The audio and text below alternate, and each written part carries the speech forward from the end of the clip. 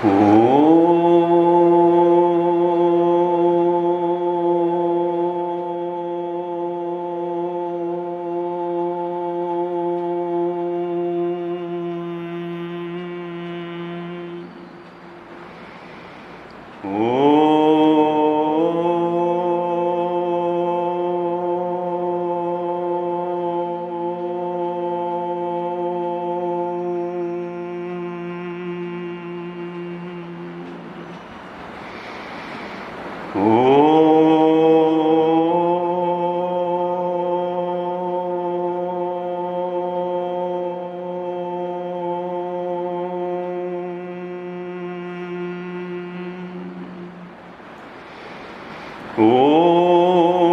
सहनावतु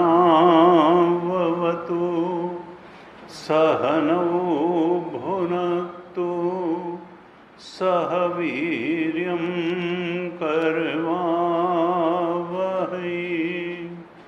तेजस्विनावधीतमस्तु मा विद्विषावहै।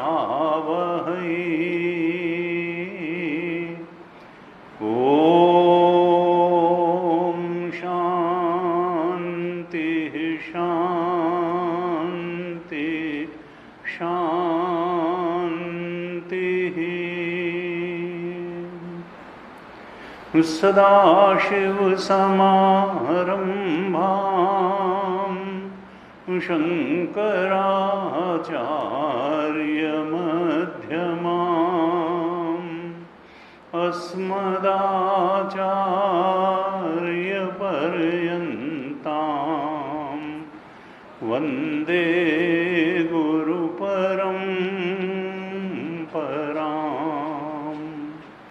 अज्ञानतिमिरान्धस्य ज्ञानाञ्जनशलाकया चक्षुरोन्मीलितं येन तस्मै श्री गुरवे नमः। तस्मै श्री गुरवे नमः। ध्यान श्लोकों को पाठ करते हैं। ओम पार्थाय प्रतिबोधितां भगवता नारायणेन स्वयं व्यासेन ग्रथितां पुराणमुनिना मध्ये महाभारतम् अद्वैतामृतवर्षिणीं भगवतीम् अष्टादशाध्यायिनीम् अम्ब त्वामनुसन्दधामि भगवद्गीते भवद्वेषिणीम्। नमोऽस्तु ते व्यासविशालबुद्धे फुल्लारविन्दायतपत्रनेत्र येन त्वया भारततैलपूर्णः प्रज्वालितो ज्ञानमयः प्रदीपः प्रपन्नपारिजाताय स्तोत्रवेत्रैकपाणये ज्ञानमुद्राय कृष्णाय गीतामृतदुहे नमः। सर्वोपनिषदो गावो दोग्धा गोपालनन्दनः पार्थो वत्सः सुधीर्भोक्ता दुग्धं गीतामृतं महत् वसुदेवसुतं देवं कंसचाणूरमर्दनं देवकी परमानन्दं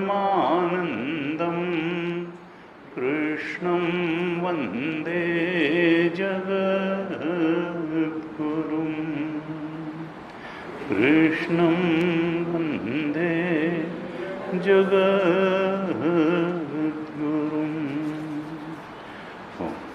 श्रीमद् भगवद गीता के 7वें अध्याय पर हम चर्चा कर रहे हैं। कुछ श्लोकों का पाठ करते हैं, फिर आगे चर्चा करें। आप दोहराइए। अथ सप्तमोऽध्यायः श्रीभगवानुवाच मय्यासक्तमनः पार्थ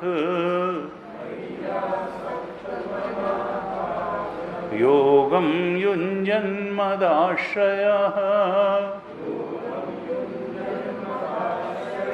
असंशयं समग्रं माम्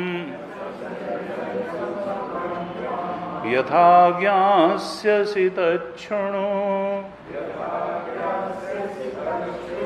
ज्ञानं तेऽहं सविज्ञानम्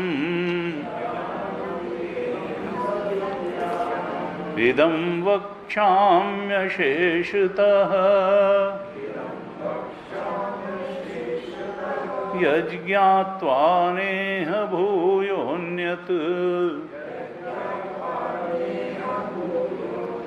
ज्ञातव्यमवशिष्यते मनुष्याणां सहस्रेषु कश्चिद्यतति सिद्धये यततामपि सिद्धानां कश्चिन्मां वेत्ति तत्त्वतः भूमिरापो नलो वायुः खं मनो बुद्धिरेव च अहंकार इतीयं मे भिन्ना प्रकृतिरष्टधा अपरेयमितस्त्वन्याम् प्रकृतिं विद्धि मे पराम् जीवभूतां महाबाहो ययेदं धार्यते जगत् एतद्योनीनि भूतानि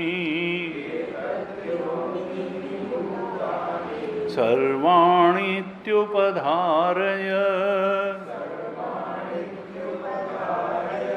अहं कृत्स्नस्य जगतः प्रभवः प्रलयस्तथा मत्तः परतरं नान्यत् किंचिदस्ति धनंजय मयि सर्वमिदं प्रोतं सूत्रे मणिगणा इव रसोऽहमप्सु कौन्तेय प्रभास्मि शशिसूर्ययोः प्रणवः सर्ववेदेषु शब्दः खे पौरुषं नृषु पुण्यो गन्धः पृथिव्यां च तेजश्चास्मि विभावसो जीवनं सर्वभूतेषु तपश्चास्मि तपस्विषु बीजं मां सर्वभूतानां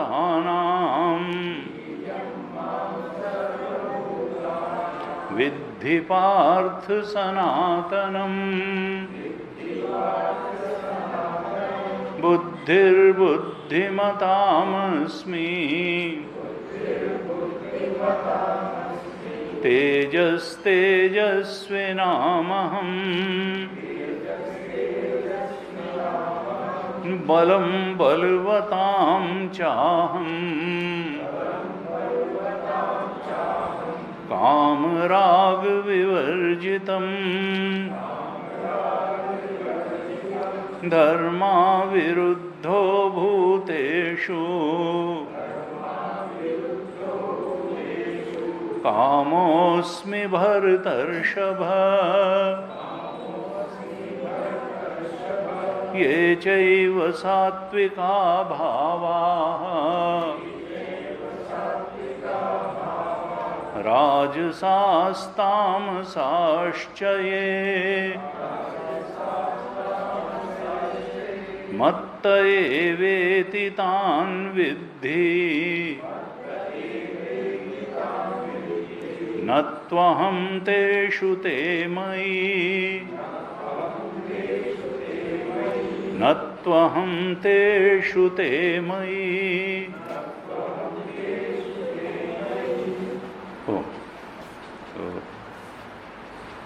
सातवें अध्याय पर हम लोगों ने 3 श्लोकों पर पिछली कक्षा तक चर्चा की। भगवान बिना अर्जुन के किसी विशेष प्रश्न किए, बिना किसी विशेष जिज्ञासा के अपनी ओर से ही प्रवचन प्रारंभ करते हैं। 7वें अध्याय में कोई अर्जुन का प्रश्न नहीं है और कहते हैं कि अर्जुन, अब मैं तुमको जो ज्ञान देने जा रहा हूं उस ज्ञान को पाने के बाद और कुछ जानने के लिए शेष नहीं रह जाएगा। यानी तुम, भाष्यकार ने लिखा, सर्वज्ञ हो जाओ। मत तत्वज्ञ यह स सर्वज्ञो भवति। मुझे तत्व से तुम जान लोगे, अशेषतः जान लोगे, संपूर्णता से जान लोगे और केवल शास्त्रीय ज्ञान, उसका शाब्दिक ज्ञान ही मैं नहीं करा दूंगा बल्कि बोध भी करा दूंगा। सविज्ञानम ते अहम सविज्ञानम वक्ष्यामि। इस ढंग से बताऊंगा कि तुमको केवल बौद्धिक उसका एक रूपरेखा ही नहीं बनेगी बल्कि आनंद के रूप में, सत्य स्वरूप के रूप में, ज्ञान स्वरूप के रूप में और आनंद स्वरूप के रूप में उसका बोध भी हो जाएगा। यह भी बोध हो जाएगा कि सत्य है तो वही है, ज्ञान है तो ज्ञान स्वरूप है तो वही है, आनंद स्वरूप है तो वही है। और उसको जानने के बाद फिर और कुछ जानना शेष नहीं रह जाएगा। और देखिए, ये उपनिषदों की भी शैली यही है। छांदोग्य उपनिषद में प्रकरण आता है कि जब लौट के आता है आरुणि का पुत्र, तो वो कहते हैं, भाई तुमने क्या उस ज्ञान को प्राप्त किया जिसको प्राप्त करने से सब कुछ जाना हुआ हो जाता है? तो उसने कहा कि नहीं, ऐसा तो कोई ज्ञान। और वो उसने तब उसके पिता ने कहा कि लगता है, क्योंकि एक बात यह है कि विद्या ददाति विनयम, विद्या जैसे जैसे अंदर उतरती है, गहराती है, तो बाहर बाहर की विद्या तो अहंकार को जन्म देती है। मैं बहुत जानता हूँ, मैं बहुत बड़ा हूँ, मैं देखो जो कैसा भाई मैं विद्वान हो गया। तो बौद्धिक विद्वत्ता जो है अहंकार को जन्म देती है, लेकिन आध्यात्मिक बोध नमन को जन्म देता है। विद्या ददाति विनयम। विद्या विनय को जन्म देती है। और जब पुत्र लौट करके आया तो उसको लगा बाप से ज़्यादा तो मैं ही जान गया। अक्सर लोगों को ये भ्रम होता है हम स्वामी जी से ज़्यादा जानते हैं, और मुझे लोग बताते हैं दूसरे लोग आकर के कि वो फलानी जिसने हमारी कक्षा में ABCD सीखा, वो ये बताना शुरू कर देते हैं कि हम तो स्वामी जी से ज़्यादा थे। हमने कहा बहुत ही अच्छी बात है भाई, ज़्यादा जान लो। तो विद्या ददाति, इसका मतलब क्या है? अधजल गगरी छलकत जाए, थोथा चना बाजे घना। थोथा चना बाजे घना, धेला का अभी ज्ञान आत्मसात नहीं हुआ है, लेकिन अहंकार बहुत बड़ा है कि हम बहुत जानते हैं भाई। तो ऐसे हुआ, वो जब लौट करके आया गुरुकुल से तो उसने पिता का चरण स्पर्श नहीं किया। तो पिता समझ गए कि इसको जो वास्तविक ज्ञान है, जो विनय को प्रदान करता है, ये इसको प्राप्त नहीं हुआ। तो उन्होंने कहा बेटा तुमने क्या वो ज्ञान प्राप्त किया अपने गुरु से जिसको पाने से सब कुछ पा लिया जाता है, जिसको जानने से सब कुछ जान लिया जाता है। सर्वम इदम विज्ञातम भवति इति, यही मुंडक उपनिषद में भी कही है कि एक ज्ञान ऐसा है जिसको जानने से सब कुछ जाना हुआ हो जाता है। तब पुत्र ने कहा कि पिताजी मैं नहीं समझता हूँ कि ऐसा कोई ज्ञान हो सकता है कि जिसको जानने से सब कुछ जाना हुआ हो जाए। लोक में ऐसा नहीं देखा जाता। घड़े के ज्ञान से कपड़े का ज्ञान नहीं होता, और कपड़े के ज्ञान से घड़े का ज्ञान नहीं होता है। जिस चीज़ को जाना जाता है उसको जाना जाता है। एक चीज़ को जानने से सब चीज़ को कैसे जान लिया जाएगा? मैं इस बात में विश्वास नहीं करता हूँ। और अगर ऐसा कोई ज्ञान है भी तो मेरे गुरु ने ऐसा नहीं बताया मुझे कोई ज्ञान, और यह भी हो सकता है कि मेरे गुरु को भी ऐसे किसी ज्ञान का पता न हो। उसने फिर गुरु पर अपनी असमर्थता रख दी। और अगर आप जानते हो कि ऐसा कोई ज्ञान है तो मुझे बता दीजिए। फिर उसके पिता 9 बार उसको तत्वमसि महावाक्य का उपदेश करते हैं और कहते हैं देखो एक मिट्टी को जानने से, जैसे मिट्टी से बने हुए सुराही, सकोरा, घड़ा, जो भी पात्र हैं, प्याली, सबको जान लिया जाता है। जैसे सोना तत्व है, सोने को जानने से कुंडल, कंगन, गले का हार, जितने भी आभूषण हैं सबको जान लिया जाता है। लोहे जो तत्व है उसको जान लेने से सारे औजार जो लोहे से बने हुए हैं सबको जान लिया जाता है। इसी तरह से इस सृष्टि में एक तत्व है जो सत्य है, जो सबका अधिष्ठान है, जो सब में गया हुआ है। उस तत्व को जान लेने से ये सारी सृष्टि जान ली जाती है। और उस तत्व को अगर नहीं जाना और भिन्नता को ही जानते रहे तो माया को ही जानते रहेंगे, सत्य को नहीं जान पाएंगे। उसको जानना बहुत आवश्यक है। उस तत्व को, उस सत्य को, उस अधिष्ठान के ज्ञान को जो सर्वाधिष्ठान है, सर्व का प्रकाशक है, ऐसा एक तत्व है और उसको तुम जानो। और फिर आया तत्त्वम असि। उसको बाहर नहीं जाया जाता है, उसको टेलीस्कोप या माइक्रोस्कोप से नहीं जान सकते हो, उसको मैथमेटिक्स के इक्वेशंस से नहीं जान सकते हो। उसको तुम अपने अंदर की जीवनी शक्ति को पहचान करके तब जान सकते हो। तुम उसको कहा वो तुम्हारा स्वरूप है, तत्त्वम असि, तुम वह हो। वो जो तत्व है वही तुम हो। लेकिन तुम्हारी इंद्रियां चूंकि बाहर देखती हैं इसलिए तुम बाहर ही खोजते हो सारा, और बाहर वो मिलेगा नहीं, वो तो अंदर मिलेगा। यात्रा अंतर्मुखी हो पाए, तुम अंदर उतर करके और उस चेतनता को संपूर्णता में अगर अनुभव कर पाओ, समग्रता में अनुभव कर पाओ, वही चेतनता जो तुम्हें अपने अंदर मैं करके स्फुरित हो रही है, उसके सच्चे स्वरूप को जान जाओ तो तुम उस परम और चरम सत्य को, उस एकमात्र सत्य को, तत्व को जान सकते हो, पहचान सकते हो, अनुभव कर सकते हो। कहा और उसको जानने के बाद यद ज्ञात्वा नेह भूयोन्यत ज्ञातव्यम अवशिष्यते। उसको जानने के बाद फिर जानने के लिए कुछ शेष नहीं रह जाता। और कहा था जो मेरे में आसक्त मन, जो संसारासक्ति में ही पड़ा हुआ है वो नहीं जान पाएगा। जो परमात्मा में आसक्त है वही मय्यासक्त मनाः पार्थ योगम युंजन, जो हमेशा अपने मन को मुझ कृष्ण परमात्मा में लगाए रखता है वो जान पाएगा, मुझ में आसक्त मन वाला जान पाएगा, और मेरे आश्रय में रह करके साधना करने वाला जान पाएगा। तुम्हारे अंदर इतनी शक्ति नहीं है, इतनी बुद्धि भी नहीं है। ये जीव अल्पज्ञ और अल्प बुद्धि है, इच्छाओं में कैद चेतन है।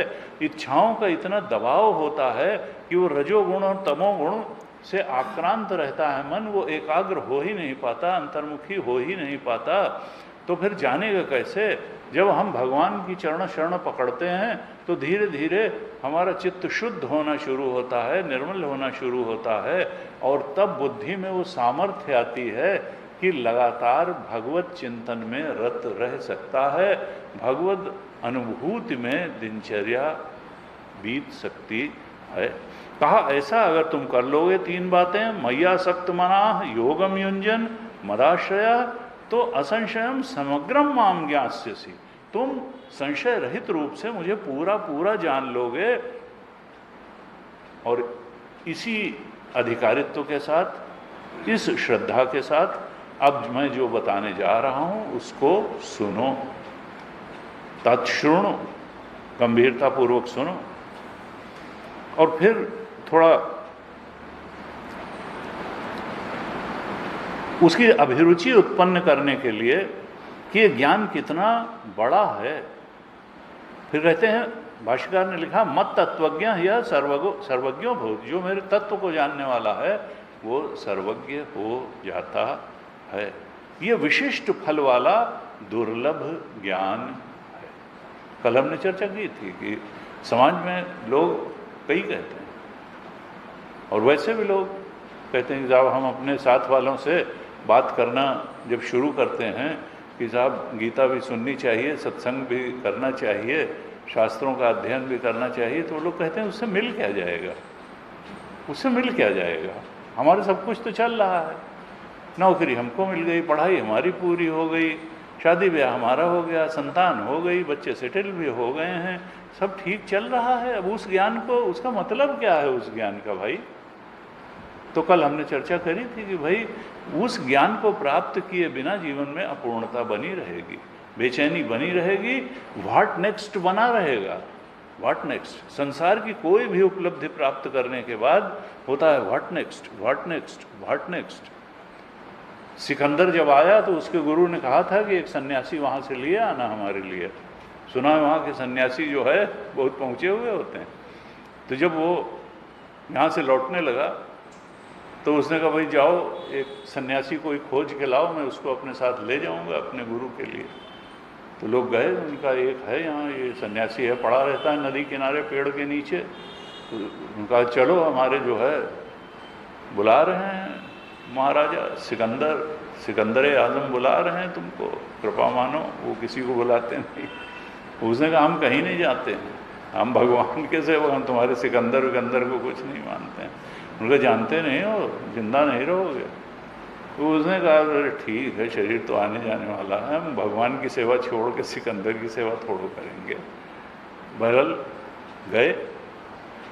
सिकंदर ने कहा अरे बड़ा अजीब आदमी, अच्छा मैं चलता हूँ।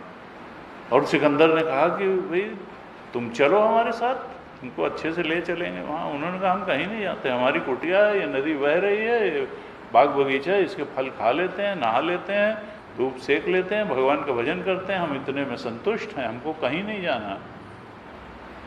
और हमारी तो मानो, और तुम करते क्या हो?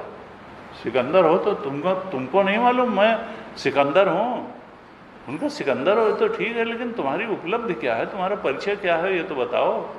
उसने कहा मैंने आधी दुनिया जीत ली है, आधी दुनिया मैंने जीत ली है। उनका फिर अब क्या इरादा है? उनका आधी दुनिया और जीतूंगा। उसने कहा फिर अगर वो भी जीत लोगे तो फिर तो तुम बेरोजगार हो जाओगे, फिर क्या करोगे? एक नई दुनिया बनाओगे और उसको जीतोगे? उसने नहीं, वो अभी सोचा नहीं है कि उसके बाद क्या करेंगे। उनका ये संसार का तो ये है कि व्हाट नेक्स्ट बना ही रहेगा। उन्होंने कहा यही तो तुम गड़बड़ कर रहे हो, अब तुम कहीं मत जाओ, हमारी कुटिया में 2 लोगों के रहने के लिए जगह है, तुम भी आओ यहीं रहो, कहीं आने जाने की जरूरत नहीं है, आराम से भजन करेंगे, तुम भी यहीं रहना। और कोई परेशान होने की, आधी दुनिया जीतने और जीत चुके हैं, इसका सब ख्याल छोड़ दो, ये सब बेकार की बातें हैं, सब यहीं रह जाएगा। उसने कहा ये तो बड़ा विचित्र आदमी है। उसने कहा अच्छा तो आप नहीं चलोगे? उन्होंने कहा ना हम कहीं नहीं जाएंगे। उन्होंने कहा ये तलवार है, सिर काट दूंगा। उन्होंने कहा तुम भी सिर कटते हुए देखोगे और मैं भी देखूंगा, मैं तो इस शरीर का दृष्टा कब से हो गया, मैं कोई इस शरीर से आसक्त चेतन नहीं हूँ, मैं तो केवल ब्रह्म रूप को पहचान गया, शरीर से आसक्ति तो मैं कब की छोड़ चुका है। तो तुम भी शरीर सिर कटते के गिरते देखना, हम भी कट के गिरते देखेंगे। उसने अरे ये तो डरता ही नहीं है, ये तो बड़ा निर्भय व्यक्ति है, निडर है, न बात मानता है न डरता है। उसने कहा अच्छा भाई ठीक है, तो तुम नहीं चलोगे तो मैं इतना संपत्तिवान, इतना ऐश्वर्य, तुमको कोई चीज़ ज़रूरत हो तो मुझसे मांग लो। उसने कहा भाई मुझे कुछ चाहिए नहीं, मांगू क्या? ऐसा है तुम थोड़ा हट के खड़े हो जाओ, क्योंकि तुम मेरी धूप रोक रहे हो, मेरी धूप जो है मुझ तक आने दो, बस मुझे यही चाहिए, तुम उधर थोड़ा दूर से हट करके खड़े होकर बात करो। तो इस तरह से कहा कि यहाँ तो चाहे सिकंदर हो चाहे जो हो, हमेशा व्हाट नेक्स्ट बना रहता है, व्हाट नेक्स्ट बना रहता है।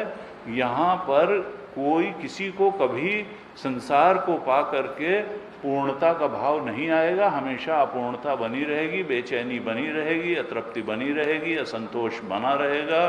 तो उस अतृप्ति, असंतोष, बेचैनी को मिटाने के लिए, अपूर्णता को मिटाने के लिए इस ज्ञान को पाने के अलावा और कोई रास्ता नहीं है। ये हमारे ऋषियों का और शास्त्रों का बिल्कुल स्पष्ट उद्घोष है। इसलिए ये कोई ऑप्शनल नहीं है कि इस ज्ञान को पाया जाए। अब ये बात समाज में लोग जो समझें, जितने समझें, जब समझें, लेकिन ये बात तो सत्य है, ये बात सत्य है। ये कह देने से कि हम तृप्त हो गए, कोई नहीं तृप्त होता है, तृप्ति अंदर से अनुभव में आनी चाहिए, वो इसके बिना नहीं आएगी। यही भगवान ने कहा मनुष्य। लेकिन अब यह है कि शिथिल प्रयत्न होता है असल में व्यक्ति का, और कोई प्रामाणिक ज्ञान देने वाला नहीं होता है, रिसीवर भी ठीक नहीं होता, सात्विक अंतःकरण नहीं होता है, रजोगुणी वासनाएं अंदर से उद्वेलित करती हैं, तो व्यक्ति संसार में दौड़ता ही रहता है, दौड़ता ही रहता है। परांचि खानी व्यतरणत स्वयंभू तस्मात् परांग पश्यति नान्तरात्मन कश्चित धीरः प्रत्यगात्मानमैक्षत आवृत्त चक्षुः अमृतत्वम इच्छन। उपनिषद में कहा ये भगवान ने इंद्रियां ऐसी बना दी कि ये बाहर ही देखती हैं, इच्छाएं बाहर की, संसार की होती हैं, विषयों को पाने की तो इच्छा होती है, संसार को पाने की इच्छा होती है। परांची खानी, ये खानी माने इंद्रियां ऐसी भगवान ने बनाई कि बहिर्मुखी हैं, बाहर देखती हैं, वहीं अपना लक्ष्य खोजती हैं। आत्मा को प्राप्त करना लक्ष्य है, ये तो समझ में ही नहीं आता। परांची खानी वितरणत स्वयंभू तस्मात् परांग पश्यति नाम, ये बाहर ही देखती हैं, अंतरात्मा को नहीं देख पाती हैं, उधर नहीं चल पाती हैं। लेकिन कश्चित धीरः, कोई धीर पुरुष ऐसा होता है, बुद्धिमान होता है, जिसको गुरु की शरण मिल जाती है, जिसके पूर्व जन्म के संस्कार फल भोग के लिए परिपक्व हो जाते हैं, पुण्य जन्म जन्म के, उसको सद्गुरु भी मिलता है, सदशास्त्र भी मिलता है, और आत्मा के बोध के लिए जिज्ञासा भी उसके अंदर आ जाती है। उसी को कहा धीरः, धीमंतः, बुद्धिमान।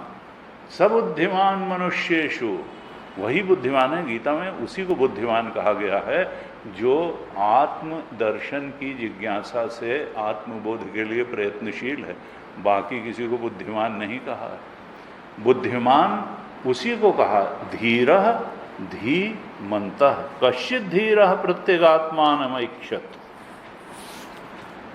दूसरे अध्याय के 15वें श्लोक में कहा था यम ही न व्यथयन्ते ते पुरुषम पुरुषर्षभ सम दुख सुखम धीरम सो अमृतत्वाय कल्पते।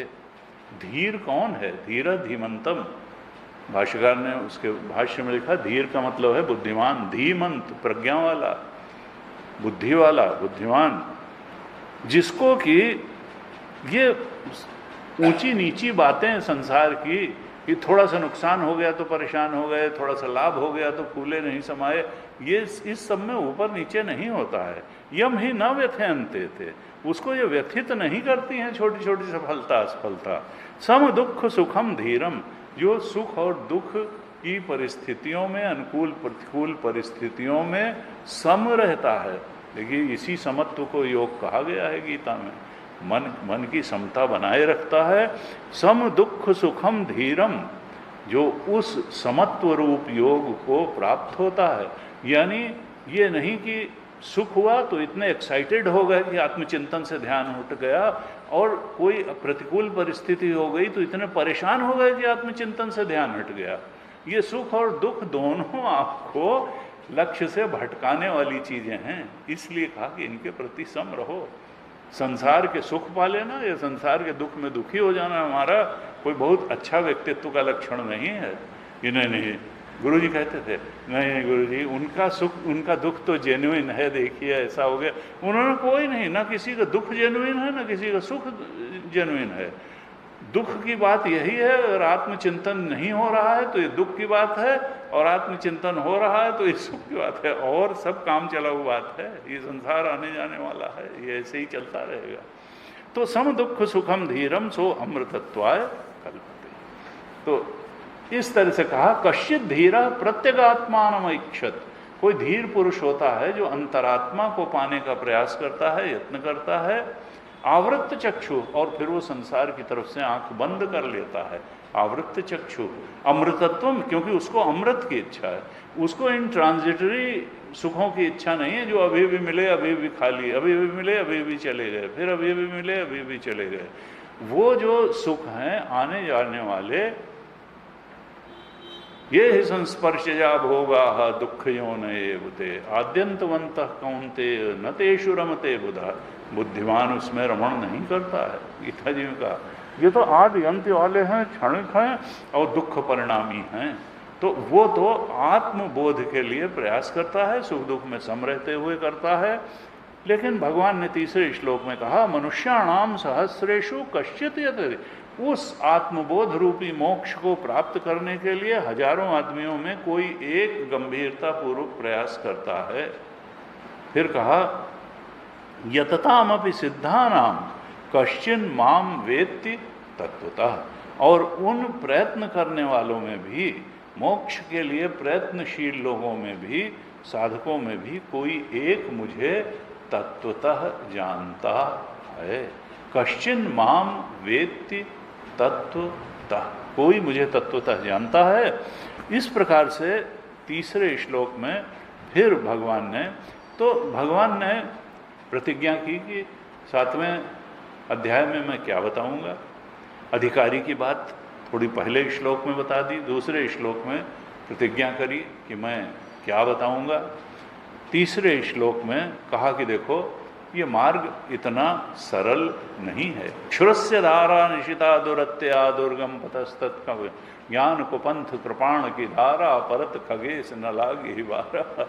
ये कृपाण की धार पे चलने के समान है, लेकिन फिर इसका फल भी अमृत फल है। विशिष्ट फलत्वाद दुर्लभम ज्ञानम, विशिष्ट फल वाला है ये ज्ञान।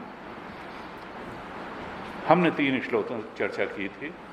चौथे श्लोक में कहते हैं, अब भगवान यहाँ से तत्पद प्रधान उपदेश का प्रारंभ करते हैं, यानी भगवान अपने स्वरूप के बारे में अब वर्णन करते हैं। चौथे श्लोक से और 7वें श्लोक तक करीब करीब भगवान ने 4, 5, 6, 7 4 श्लोकों में अपने स्वरूप का वर्णन कि हमको कैसे पहचानो, कैसे मेरा ध्यान करो, कहाँ मेरा ध्यान करो, किस रूप में मैं तुम्हारे समक्ष हूँ लेकिन तुम मुझे पहचान ही नहीं पाते हो। तो अब भगवान अपनी उपस्थिति का परिचय देते हुए अपने ध्यान का आलंबन एक प्रकार से बताते हैं कि जब जब ये देखो तो तुम मुझे देखो, तुम यहाँ यहाँ मेरा ध्यान करो, यहाँ यहाँ मुझे पहचानो, महसूस करो, अनुभव करो। कहाँ कहाँ अनुभव करो? तो अब जो है इस सृष्टि में भगवान किस किस तरह से ओतप्रोत हैं, समाये हुए हैं, उसका वर्णन भगवान कर रहे हैं। तुम सृष्टि को देखते हो, सृष्टि में अनुस्यूत भगवत्ता को नहीं देखते हो। भगवान कहते हैं मुझसे अलग तो कुछ है ही नहीं। तो चौथे श्लोक में कहते हैं भूमिरापो नलो वायु खम मनो बुद्धिरेव च अहंकार इतीयम में भिन्ना प्रकृति अष्टधा। भूमि आपः, भूमि का मतलब पृथ्वी, आपः का मतलब जल, अनलः का मतलब वायु, अनलः का मतलब अग्नि, वायु का मतलब वायु जानते हैं, खम मतलब आकाश, और फिर मन और बुद्धि और अहंकार, ये मेरी अष्टधा प्रकृति है। भिन्ना है, अष्टधा है। भिन्ना का मतलब क्या है? देखिए प्रकृति तो एक ही है, लेकिन वो अष्टधा होकर प्रतीत होती है। अष्टधा 8 भागों में विभक्त होकर हमको अनुभव में आती है। वैसे तो क्या है? ब्रह्माश्रय माया, माया तो एक ही है। माया कहें, प्रकृति कहें, या जीव के संदर्भ में अविद्या कहें, वो बात एक ही है। तो ये माया या प्रकृति, अव्यक्त प्रकृति तो एक है। ये जो कुछ भी सृष्टि है, इसके मूल में क्या है? प्रकृति ही है, और ब्रह्माश्रया है ये। एक रचई जग ताकर भेद गो गोचर, जहां लग मन जाई, सो सब माया जाने भाई। ताकर भेद सुनो तुम दो, विद्या अपर अविद्या सो। एक दुष्ट अतिशय दुख रूपा, जाबस जीव परा भवकूपा। और एक रचई जग गुण बस जाके, प्रभु प्रेरित नहीं निज बल ताके।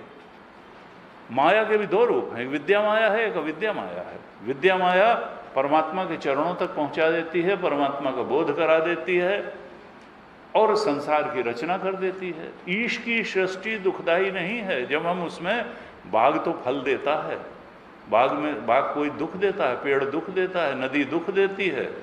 जब हम कहते हैं बाग मेरा है, तब दूसरा कहता है नहीं, इसका ये कोना मेरा है। फिर ये तो जब ईश्वर की सृष्टि दुख नहीं दे रही है, जब हम उसमें जीव सृष्टि करता है, मैं और मेरी कर देता है, ये मेरा है, ये तेरा है, तब वो जीव सृष्टि ही, जीव की सृष्टि उसका संसार है, वो दुख देता है। ये मेरी गाड़ी, ये तेरी गाड़ी, ये मेरे बाग, ये मेरा खेत, ये तेरा खेत, ये जब जीव की सृष्टि दुखदाई है, ईश्वर की सृष्टि दुखदाई नहीं है। ईश्वर की सृष्टि तो जीवन चलाने के लिए है। जब हम उसमें पार्टीशन करते हैं, मैं मेरे का भेद करते हैं, मेरे तेरे का भेद कर देते हैं, मैं और मोर तोर तय माया, जही बस कीन है जीव निकाया। तो यहाँ पर कहा ये 6 अंगों में मेरी जो प्रकृति है, जो माया है, माया कहें या प्रकृति कहें, वो तो एक है।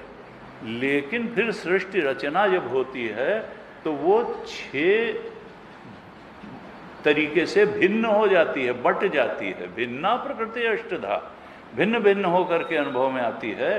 वो 8 चीजें क्या हैं, वो भगवान ने इस श्लोक में बता दी।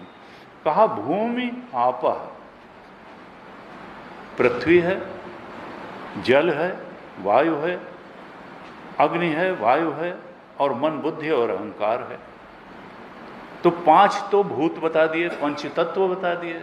क्षितिजल पावक गगन समीरा पंच रचित धम से, तो पंचभूत बता दिए, और इसके अलावा मन बुद्धि और अहंकार बता दिया। ये 8 जो है, 8 तरीके की भिन्ना प्रकृति बता दी।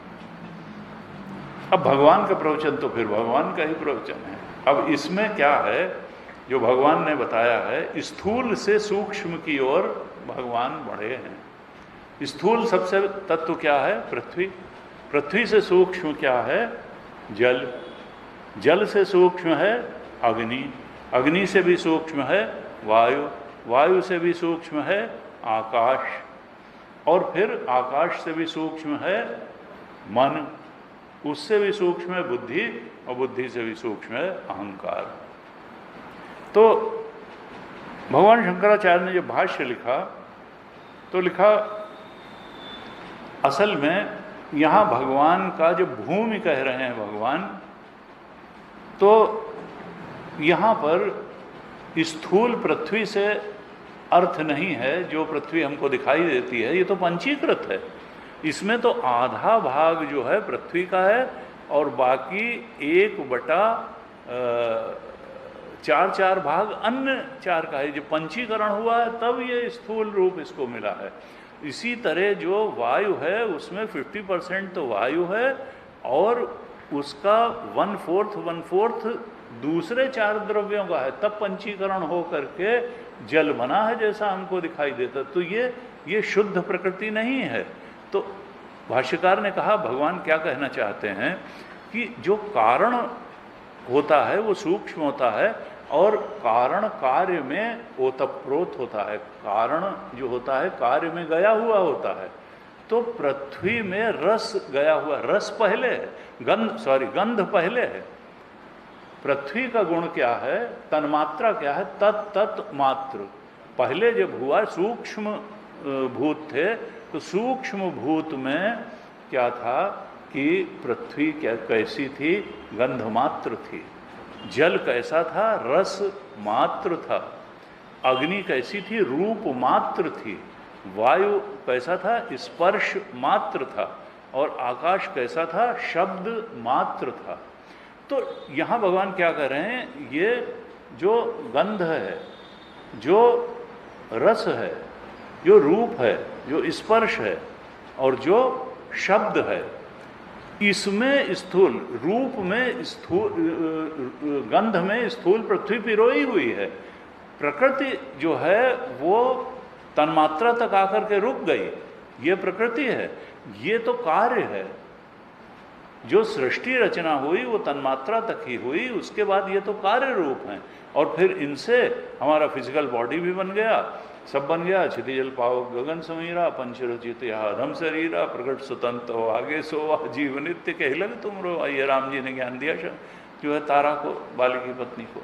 तो ये जो है भाष्यकार कहते हैं भूमि पृथ्वी तन्मात्रम उच्यते न स्थूला भिन्ना प्रकृति अष्टधा इति वचनात्। भिन्ना प्रकृति अष्टधा क्यों कहा, क्योंकि ये पंचीकृत नहीं है। उस समय पंचीकरण के पहले की बात है।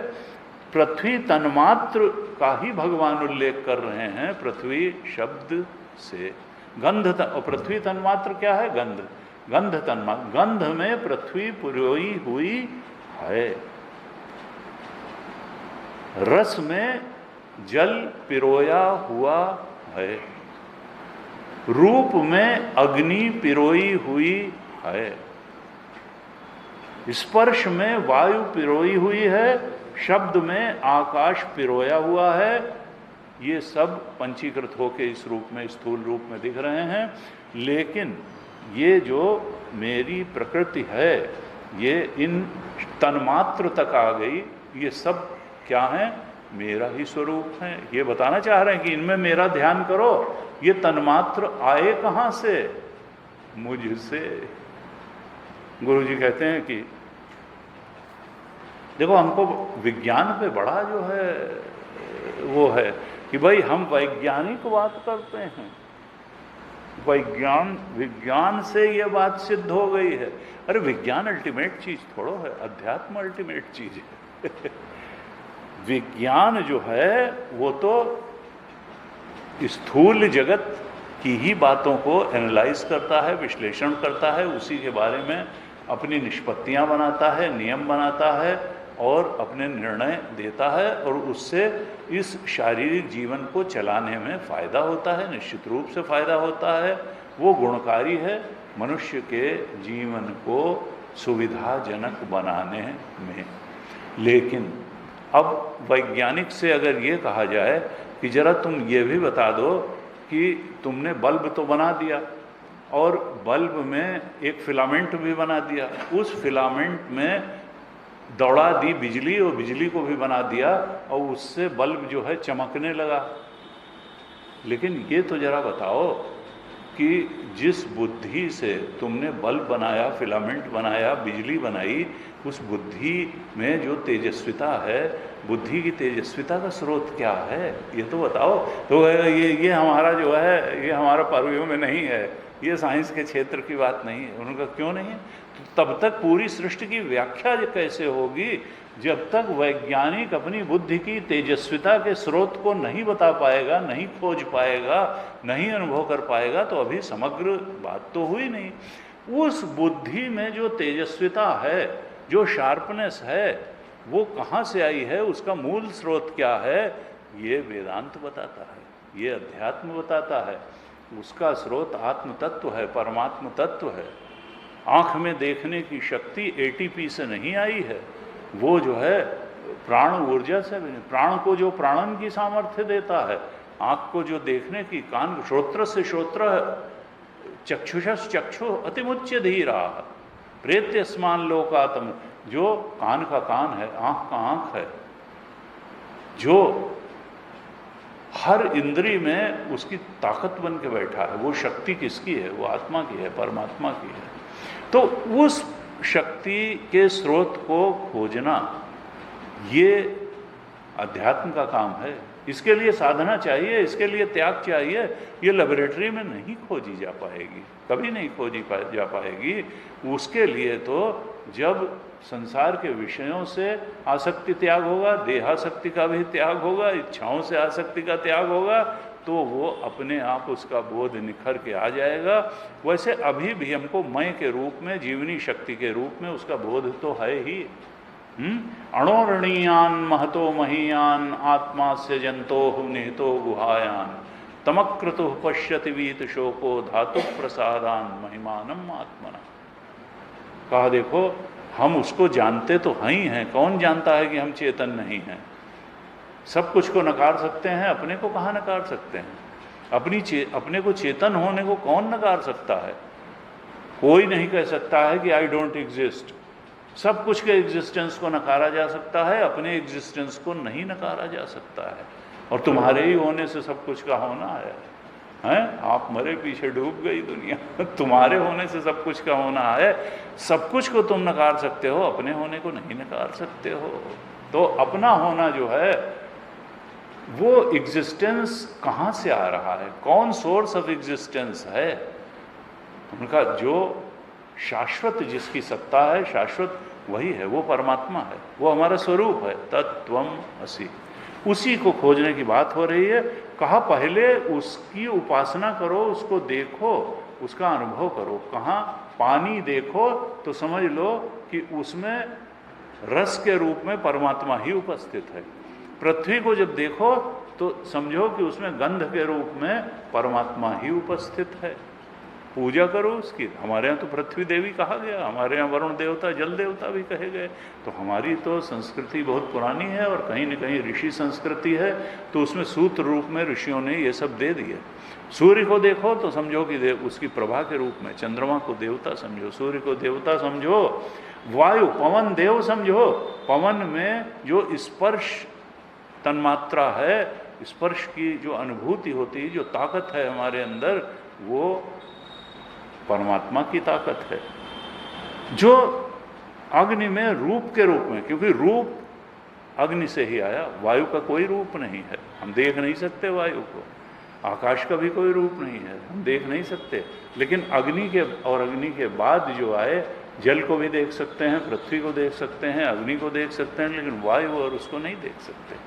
तो कहा कि तुम जो इनकी तन्मात्रा है उसमें परमात्म भाव करके ध्यान करो ईश्वर का, कि गंध के रूप में पृथ्वी में हमारा परमात्मा ही विराजमान है, रस के रूप में जल में परमात्मा विराजमान है, रूप के रूप में अग्नि में परमात्मा विराजमान है, स्पर्श के रूप में वायु में हमारा ईश्वर ही उपस्थित है, और शब्द के रूप में आकाश में हमारा परमात्मा ही उपस्थित है।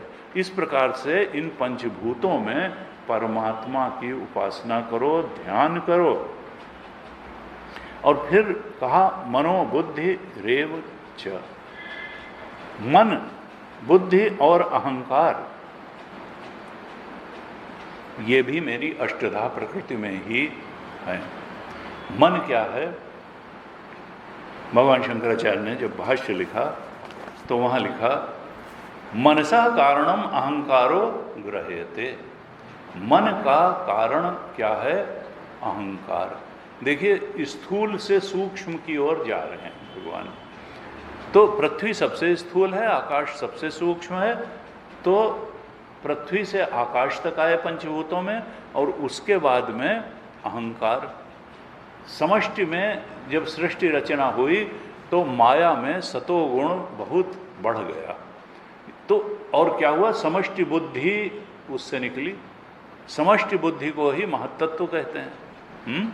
समष्टि बुद्धि को ही क्या कहते हैं, महत्तत्व।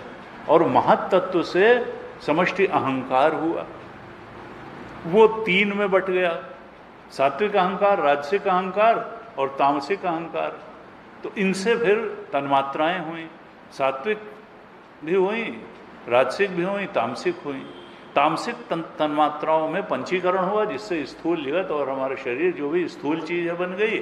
राजसिक तन्मात्राओं से हमारा प्राण बन गया और कर्मेंद्रियां बन गई, और सात्विक से मन बुद्धि और ज्ञानेंद्रियां बन गई। तो इस तरह से ये अहंकार और तन्मात्राओं से सृष्टि रचना हुई। लेकिन इसमें तन्मात्राओं से ठीक ऊपर कौन था, समष्टि अहंकार। सब तो यहां मन का अर्थ किया भगवान शंकराचार्य ने, समष्टि अहंकार।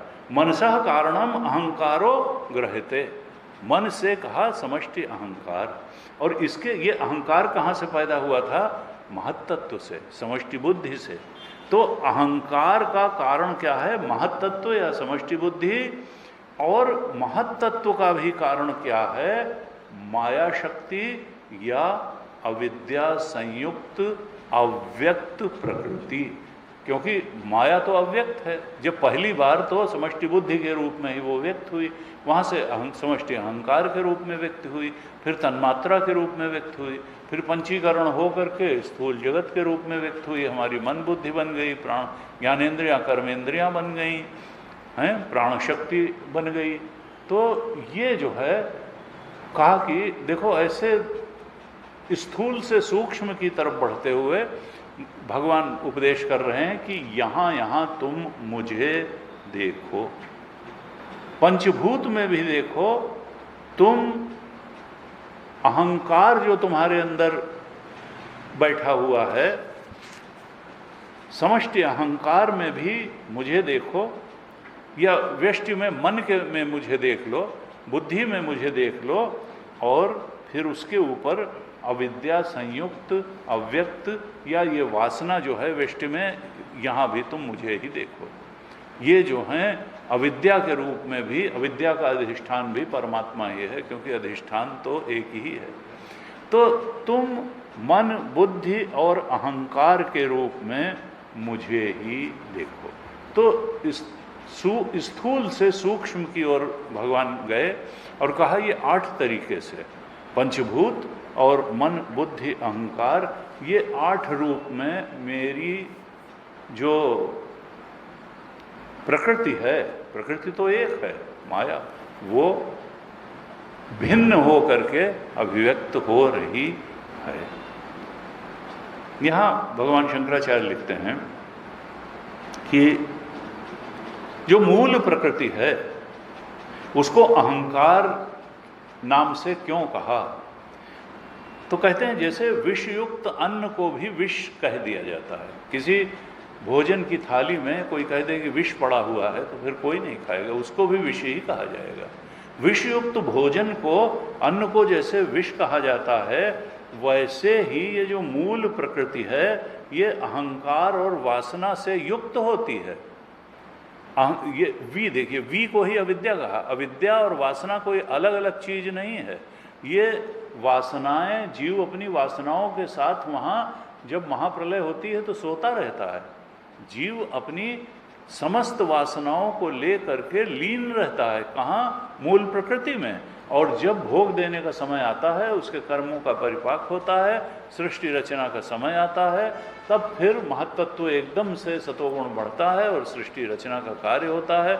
महत्तत्व अस्तित्व में आता है, अहंकार अस्तित्व में आता है, तन्मात्राएं आती हैं, पंचीकरण होता है, शरीर भी मिलते हैं। संसार भोग स्थान के रूप में मिलता है, शरीर भोगायतन के रूप में मिलता है, मन बुद्धि भोग साधन के रूप में मिलती है, कर्म करता है, कर्म के अनुसार जो है उसको भोग मिलते हैं, और बस ऐसे ही चलता रहता है, जन्म पे जन्म होते रहते हैं।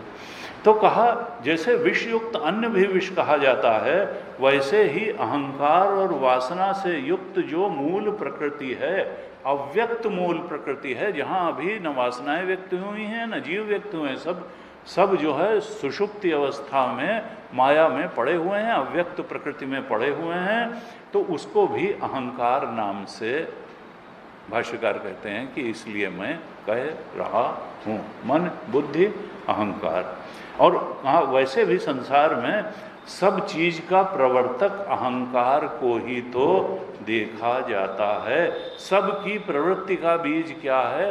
अहंकार। इसी अहंकार को सुख देने के लिए तो आदमी सारा जीवन काम करता है कि हमारा ये अहंकार तृप्त हो जाए, बड़ी गाड़ी लेके तृप्त हो जाए, सुंदर बंगला बना के बच्चों को सेटल करके तृप्त हो जाए। इस अहंकार की तृप्ति के लिए ही प्रवृत्ति करता है। तो प्रवृत्ति का बीज क्या है?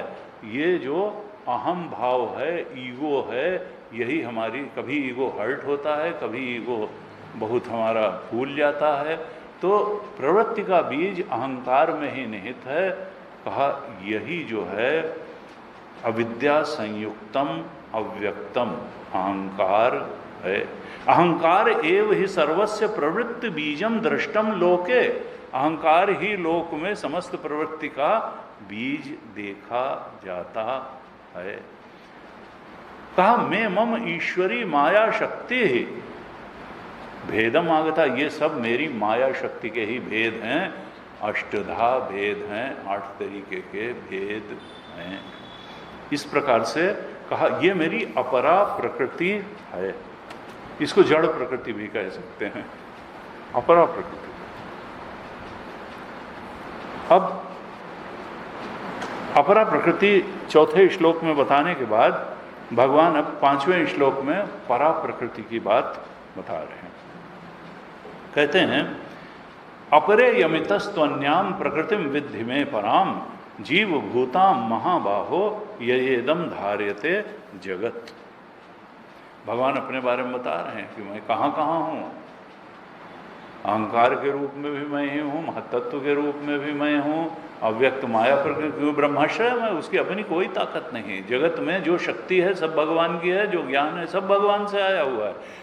जीवनी शक्ति है भगवान से आई हुई है, वैज्ञानिक की जो बुद्धिमत्ता है वो भी आई हुई, कुछ और नहीं है। सबका स्रोत परमात्मा है।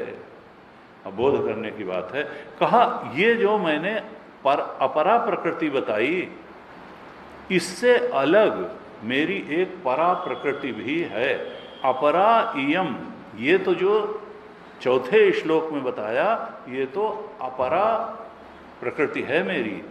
इयम तो अन्या, और इस अपरा प्रकृति से अन्य क्या है? प्रकृतिम विद्धि में परा, मेरी परा प्रकृति भी है।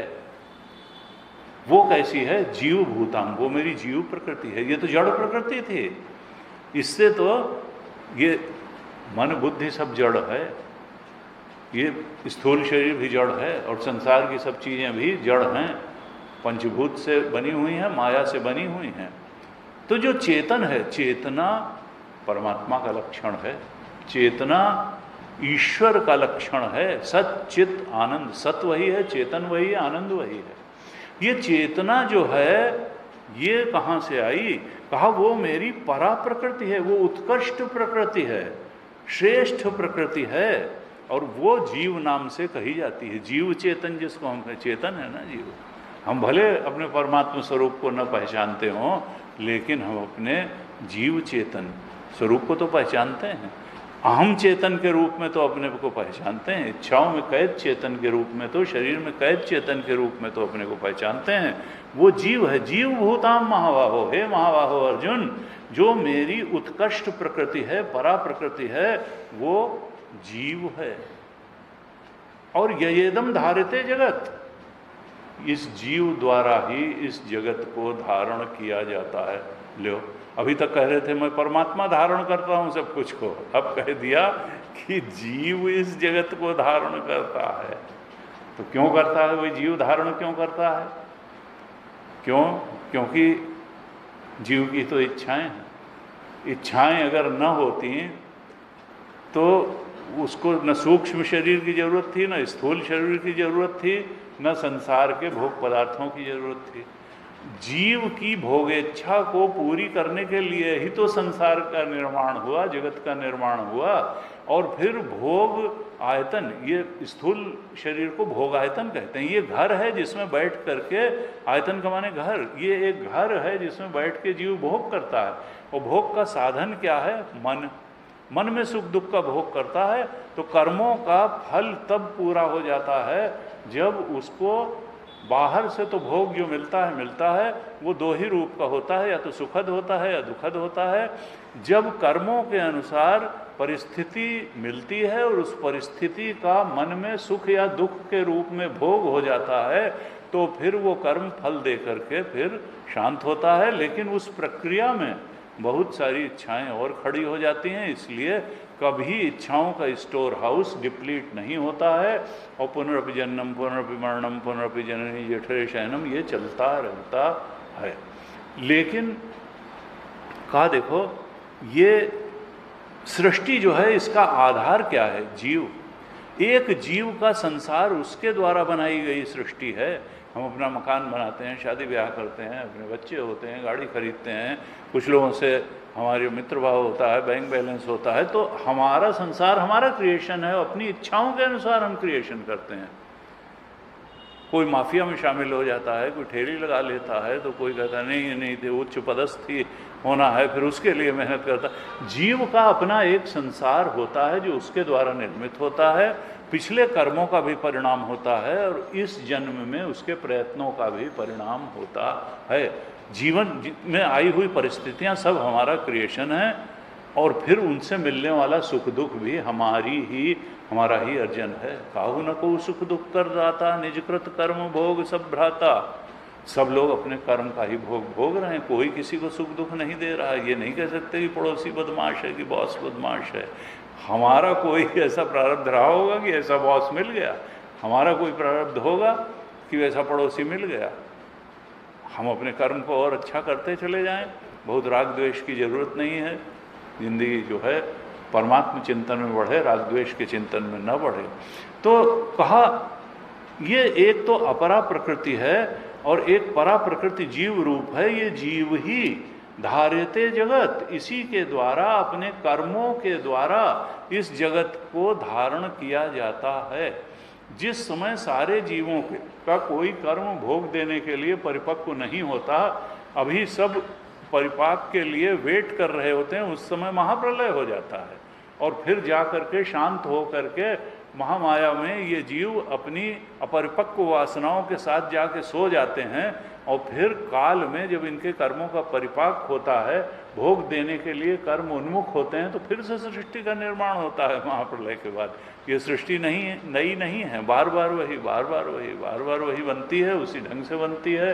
नए ब्रह्मा जी आ जाएंगे नहीं, लेकिन नारायण वही रहते हैं, परमात्मा वही। ये सब माया का खेल इस तरह से चलता रहता है। ये अविद्या माया की मूल प्रकृति रहेगी, फिर वही महत्त्व, फिर वही अहंकार, फिर वही तन्मात्राएं, फिर वही पंचभूत, फिर वही कर्म के भोग के लिए संसार, फिर हमारी इच्छाएं, फिर हमारे कर्म। तो यही रहता है। इच्छा का वासनाएं हैं, अविद्या है, चूंकि परमात्मा की अविद्या है, आत्मस्वरूप की अविद्या है, इसलिए अविद्या के कारण इच्छाएं ही बड़ी महत्वपूर्ण लग रही हैं। इच्छाओं को पूरी करना ही जीवन का लक्ष्य लग रहा है। इच्छाओं को पूरी करने के लिए कर्म करते हैं, कर्म से परिस्थिति आती है, परिस्थिति का भोग होता है, भोग से फिर वासना बनती है, वासना से फिर इच्छा, इच्छा से फिर कर्म, कर्म से फिर परिस्थिति, परिस्थिति का फिर भोग, भोग से फिर वासना, वासना से यही कर्म चक्र है। इसी कर्म चक्र में जीव अनादिकाल से उलझा हुआ है और जब तक ज्ञान द्वारा इस कर्म चक्र के बाहर नहीं आएगा तब तक उलझा रहेगा। तो कहा ये जीव है, परमात्मा को कुछ नहीं पड़ी है जगत बनाने की, ये जीव की ही आकांक्षा का, प्रतीक्षाओं का प्रक्षेपण है जगत। जीव की इच्छाओं का प्रतिफलन है जगत। परमात्मा में एक बेचैनी हो जाती है, एक उद्वेलन होता है जीव की इच्छाओं को देख करके। वो उसकी नैसर्गिक एक स्वभाव है कि फिर जगत रचना का कार्य होना शुरू हो जाता है। परमात्मा तिल बराबर अपनी स्थिति से, इसीलिए वेदांत कहता है ये परिणाम नहीं होता परमात्मा में जगत के लिए, ये रज्जु सर्पवत है। परमात्मा जैसा का तैसा रहते हुए जगत के रूप में परिणत हो जाता है। परमात्मा जैसा का तैसा रहते हुए अष्टधा प्रकृति के रूप में परिणत हो जाता है। परिणत क्या होता है? दिखाई देता है वैसा। वो जैसा का तैसा रहते हुए जीव और जीव की इच्छाओं के रूप में दिखाई देने लगता है। सत्य तो वही है, ये सब मायिक है। तो कहा ये जीव ही धारण करता है।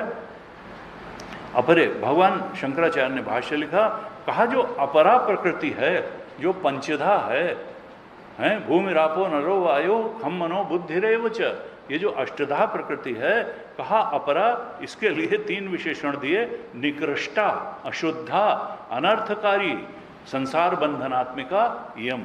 ये जो अपरा प्रकृति है, अष्टधा भिन्ना प्रकृति है, भगवान शंकराचार्य लिखते हैं ये निकृष्ट है। उत्कृष्ट प्रकृति तो जीव है, क्योंकि वो चेतन है, ये तो जड़ प्रकृति है। जीव तो मनुष्य योनि में कम से कम अपने कर्मों का नैतिक निर्णय दे सकता है, अपने कर्म को निर्धारण कर सकता है कि हम सात्विक कर्म करें कि राजसिक करें कि तामसिक करें, अपनी आध्यात्मिक उन्नयन के लिए प्रयास कर सकता है, शास्त्र और गुरु की शरण पकड़ सकता है, साधनारत हो सकता है। लेकिन वो तो उत्कृष्ट है, थोड़ा अपना मालिक है, फ्री विल है। लेकिन ये जो है अपरा प्रकृति, ये निकृष्टा है, अशुद्धा है, अनर्थकारी है, क्योंकि संसार बंधनात्मिका है। इसके चक्कर में जब आदमी पड़ता है तो बंधन में और कसता चला जाता है। परमात्मा के चक्कर में पड़ो तो बंधन ढीला पड़ता चला जाएगा। और संसार के चक्कर में अष्टधा प्रकृति को बहुत बड़ी बात मान करके जब ये चेतन चलता है, कितनी मजेदार बात है कि चेतन जड़ को महत्व देने लगा और सोचा जड़ को प्राप्त करके हम जाने कौन सी तृप्ति, वो तो तुमसे नीचे की चीज है, संसार की जड़ भोग पदार्थ जिनको पाने के चक्कर में पड़ता है वो सब जड़ हैं। तो चेतन कभी जड़ को प्राप्त करके तुष्ट हो सकता है, तृप्त हो सकता है, संतुष्ट, वो तो जब परम चेतन को पाएगा तभी तृप्त हो सकता है, संतुष्ट हो सकता है, उसकी बेचैनी। लेकिन ऐसी गलत गणित उसके दिमाग में बैठी है कि हम इस निकृष्ट, अशुद्ध, अनर्थकारी संसार में आसक्त हो करके और इसको प्राप्त करके बेचैनी दूर कर लेंगे, अतृप्ति दूर कर लेंगे, असंतोष दूर कर लेंगे, अपूर्णता के बोध को दूर कर लेंगे और परम और चरम संतुष्टि को प्राप्त कर। नहीं हो सकता। जब ये जीव चेतन अपने परम चेतन स्वरूप को प्राप्त करेगा, मुक्ति तो तभी है, संसार पाने से मुक्ति नहीं होगी और बंधन होगा। तो इस प्रकार से अपरा प्रकृति के बारे में लिखा। फिर कहते हैं अन्याम विशुद्धाम प्रकृतिम, दूसरी प्रकृति क्या है? जो जीव प्रकृति है, चेतन प्रकृति है, वो विशुद्ध प्रकृति है, यानी उसमें जो चेतनता है वो परमात्मा की ही है। वैज्ञानिक के अंदर जो जीवनी शक्ति है, जो चेतन शक्ति है, वो परमात्मा से आई है, उसका अंतःकरण सात्विक होगा। इसलिए वो जीवनी शक्ति, वो बुद्धि की बुद्धिमत्ता वैज्ञानिक में अधिक तेजस्विता के साथ, अधिक प्रखरता के साथ आ जाती है और इसलिए वो बड़े बड़े काम कर डालता है। अन्याम विशुद्धाम प्रकृतिम मम आत्मभूताम, जो विशुद्ध प्रकृति है दूसरी परा प्रकृति जीवभूता है, वो प्रकृष्ट है। कहा क्षेत्रज्ञ लक्षणाम प्राण धारण निमित्त भूताम, ये जो हमारे अंदर प्राण हैं ये आत्मा के कारण हैं, जीव चेतन के कारण, इसी जीव के कारण ये प्राण शक्ति, प्राणन करने में जो सांस चल रही है, ये चूंकि जीव इसके अंदर बैठा है इसलिए ये सांस चल रही है। जिस दिन जीव छोड़ के चल देगा इस घर को, उस दिन सांस वास नहीं चलेगी, प्राण शक्ति नहीं। प्राण धारण निमित्त भूताम है। और क्षेत्रज्ञ लक्षण, ये क्षेत्रज्ञ है, जानने वाला।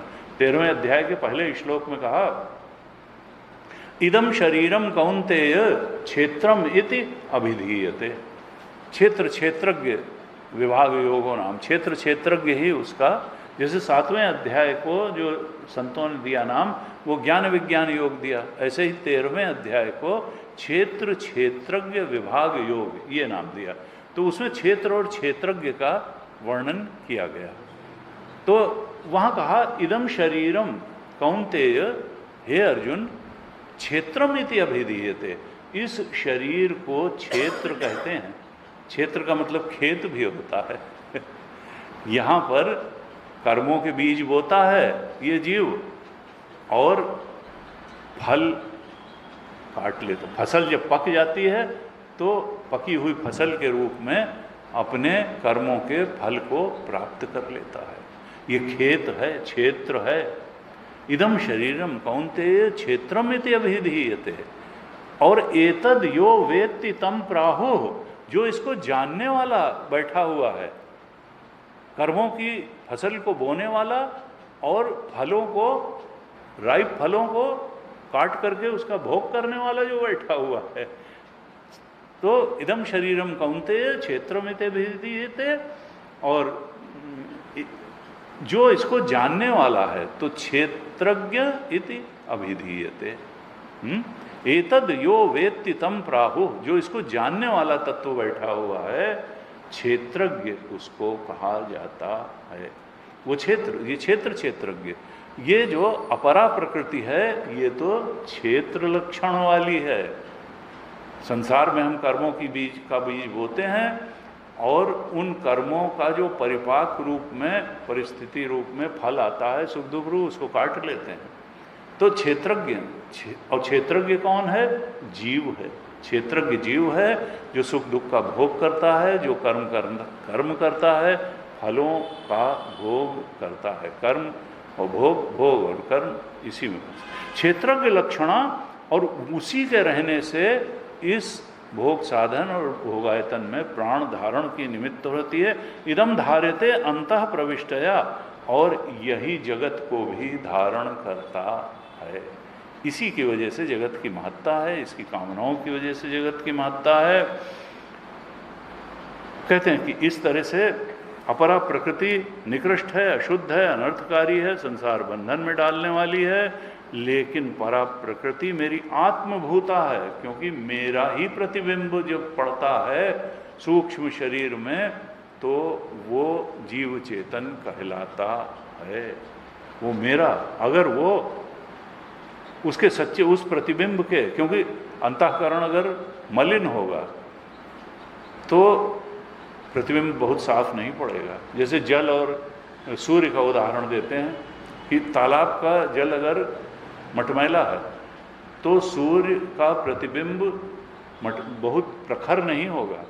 बिल्कुल निर्मल शुद्ध जल है तो प्रतिबिंब बिल्कुल प्रकाश से भरा हुआ होगा, तालाब के जल में भी उजाला कर देगा, प्रकाशित कर देगा।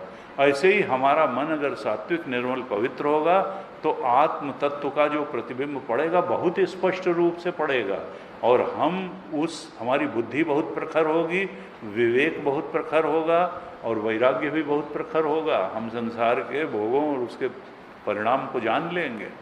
तो अगर हमारा जो है कहा बहुत लहरें अगर होंगी तो प्रतिबिंब जल में खंडित खंडित प्रतिबिंब होगा।